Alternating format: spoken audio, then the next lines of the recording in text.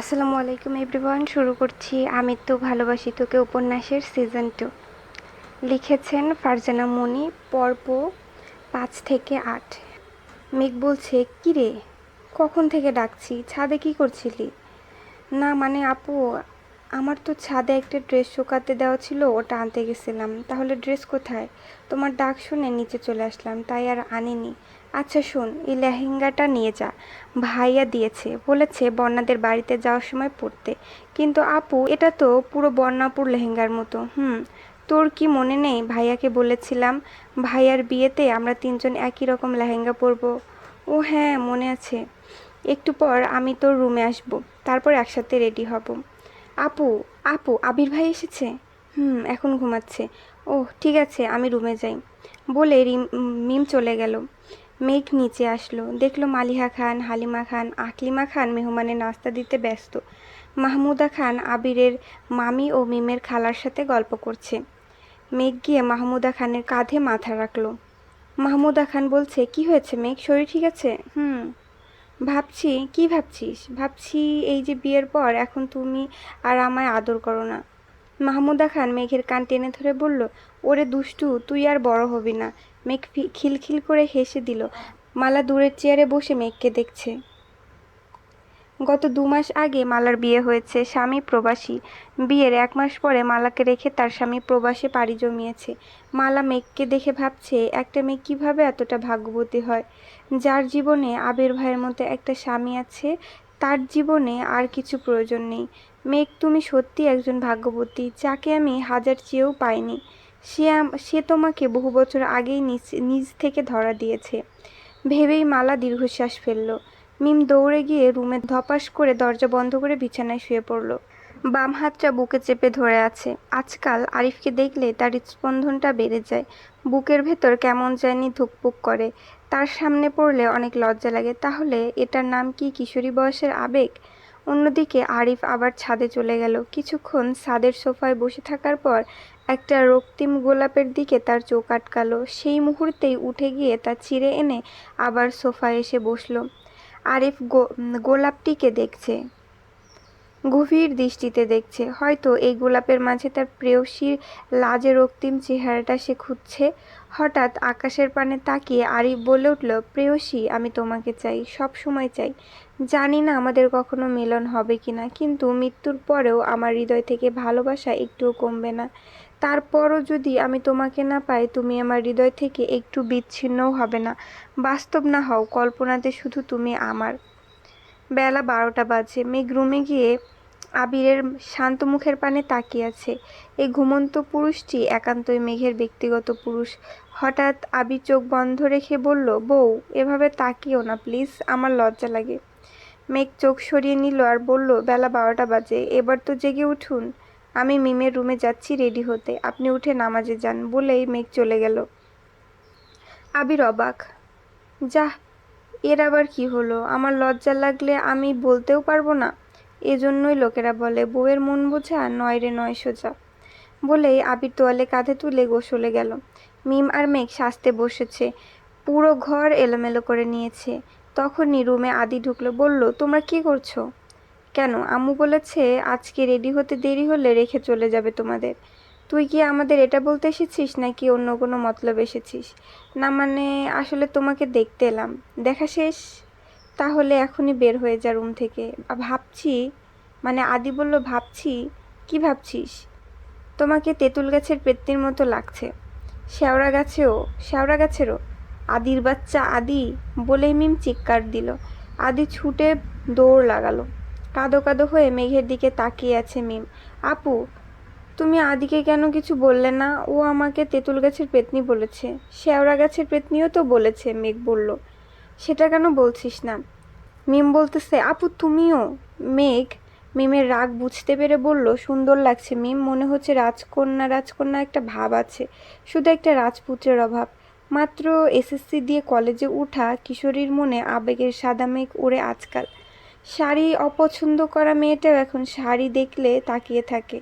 চোখে কাজল, ঠোঁটে লিপস্টিক পরে। মাঝে মাঝে ললাটের নিচে ভ্রুযুগলের মাঝে ছোট্ট একটা টিপ পরে নিজেকে সাজিয়ে নেয়। মেঘের মুখে রাজপুত্রের কথা শুনে লাজে রাঙা হয়ে উঠেছে তার চোখ মুখ। মুহূর্তেই ভেসে উঠল সকালের স্মৃতি, যে স্মৃতি পুরো অস্তিত্ব জুড়েই আরিফ। হঠাৎ নিচ থেকে সবার শব্দ পাওয়া যাচ্ছে। মেঘ বলল, মিম তুই আয়, আমি নিচে যাচ্ছি। সবার শব্দ পাওয়া যাচ্ছে, সবাই রেডি হয়ে নিচে এসে গেছে। মিম বলল, আচ্ছা যাও তুমি। বলেই মিম আয়নার সামনে নিজেকে দেখছে আর মনে মনে বলছে, মনে হচ্ছে কি যেন নেই। হঠাৎ একটা গম্ভীর সুর ভেসে এলো, কপালের টিপ আর চুলে একটা ফুল। আকস্মিক ঘটনায় মিম হকচকিয়ে গেল। সামনে তাকালো, দেখলো তার পিছনে কেউ দাঁড়িয়ে তার চুলে একটা গোলাপ আটকে দিচ্ছে, যার প্রতিবিম্ব আয়নায় সুস্পষ্ট। মিম ভূত তাকার মতো চমকে গেল, কাঁপা কাঁপা কণ্ঠে বলল, আপনি আপনি এখানে? আরিফ ড্রেসিং টেবিলের উপর থেকে একটা টিপ নিয়ে মিমের কপালে পরিয়ে দিয়ে বলল, নাও, এবার পারফেক্ট। মিম হঠাৎ শক্ত কণ্ঠে বলে উঠল, আপনি এখানে কি করেন? আরিফ বলল, অনেক দিন হলো তোমার সাথে ঝগড়া করি না, তাই তোমাকে মিস করছিলাম। মিম বলল, আমাকে মিস করছেন? আরিফ বলল, না, তোমার ঝগড়াকে। আমার বইয়েই গেছে তোমার মতো ঝগড়ুটে মেয়েকে মিস করতে। মিম গাল ফুলিয়ে হনহন করে ছুটে গেল নিচের দিকে। আরিফ তাকিয়ে আছে মিম যাওয়ার পানে। মিমের পায়ের নুপুরের শব্দ যেন তার মনে ঝড় তুলছে বারংবার। আজ মেয়েটাকে একটু বেশি বড় বড় লাগছে। পরনে ভারী লেহেঙ্গা, দু হাত ভরা চুড়ি, হাতে মেহেদি, চোখে কাজল, খোলা চুলে রক্তিম গোলাপ ফুলের ছোট্ট একটা ফুল, আর কপালে ছোট্ট একটা টিপ। আরিফের আছে সৌন্দর্যের আরেক নাম মিম। খোলা চুলে রক্তিম গোলাপ, কপালে ছোট্ট একটি টিপ। আরিফের কাছে সৌন্দর্যের আরেক নাম মিম। মিম নিচে চলে আসলো, দেখলো সবাই রেডি। বাড়ির ছেলেরা জুম্মার নামাজ পড়ে বাড়ি ফিরল। সবাই রওনা হবে তানভীরের বরযাত্রী হয়ে। মেঘ আজ একটু বেশিই সেজেছে, তার একমাত্র ভাইয়ের বিয়ে বলে কথা। হঠাৎ বাড়ির মেইন গেটে চোখ যেতেই দেখলো সবাই নামাজ পড়ে ফিরছে, কিন্তু আবির ভাই কই? তাকে দেখাই যাচ্ছে না। মেঘের মনটা সহসা খারাপ হয়ে গেল। মেঘ এতক্ষণ অপেক্ষায় ছিল, বাড়ি ফিরলেই বলবে, আহিয়ার আব্বু আমাকে কেমন লাগছে বলুন তো।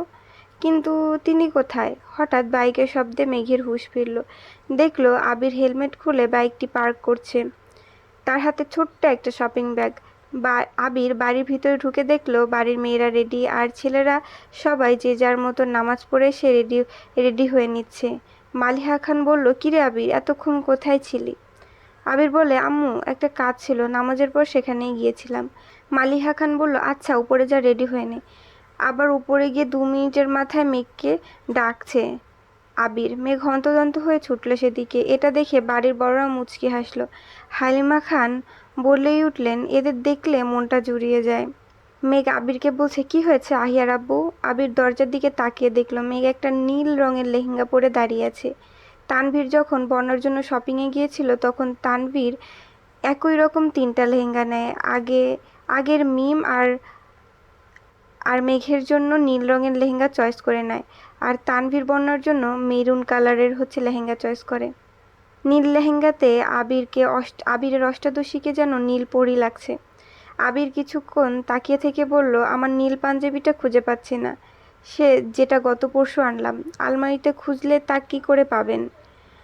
আমি তো সব আগেই আলমারি থেকে নামিয়ে গুছিয়ে রেখেছি। এই নিন, এখানে আপনার সব প্রয়োজনীয় জিনিস গোছানো আছে। আবির মেঘের পিছন থেকে কোমর আঁকড়ে ধরে বলল, I know my blue fairy, আমি আগেই দেখেছি। তাহলে পাচ্ছি না বলছেন যে? পুরো কথা শেষ হওয়ার আগেই মেঘ অনুভব করলো আবির তার গলায় কিছু পরিয়ে দিচ্ছে। তারপর আয়নার সামনে গিয়ে নিঃশব্দ কণ্ঠে বলল, দ্যাটস লাইক মাই স্প্যারাউ। মেঘ পিছনে গিয়ে আবিরকে জড়িয়ে ধরল। আবিরের ঠোঁটের কোণে দুষ্টু হাসি এনে বলল, এবার ছাড়ো, না হলে আমার মত পরিবর্তন হয়ে যাবে। নিজের সাজ নষ্ট করতে না চাইলে আমার থেকে দূরে থাকুন। মেঘ আবিরকে ছেড়ে 2 কদম পিছিয়ে গিয়ে বলল, জলদি রেডি হন, না হলে রেখে চলে যাব। আবির মেঘের বাচ্চামো দেখে মুচকি হাসলো। তারপর আর একটা শপিং ব্যাগ মেঘের হাতে ধরিয়ে দিয়ে বলল, এটাতে বন্যার জন্য একটা নেকলেস আছে, তোমার পক্ষ থেকে তোমার বেস্টুকে দিয়ে দিও। মেঘ বলল, আবির ভাই, আপনি সবার কথা কত ভাবেন। আমার তো মনেই ছিল না যে বেবিকে কিছু দিতে হবে। উফ, কে যে বলেছে চাচাতো বোনকে বিয়ে করতে? সারাদিন ভাই ভাই করে মাথা খেয়ে নেয়।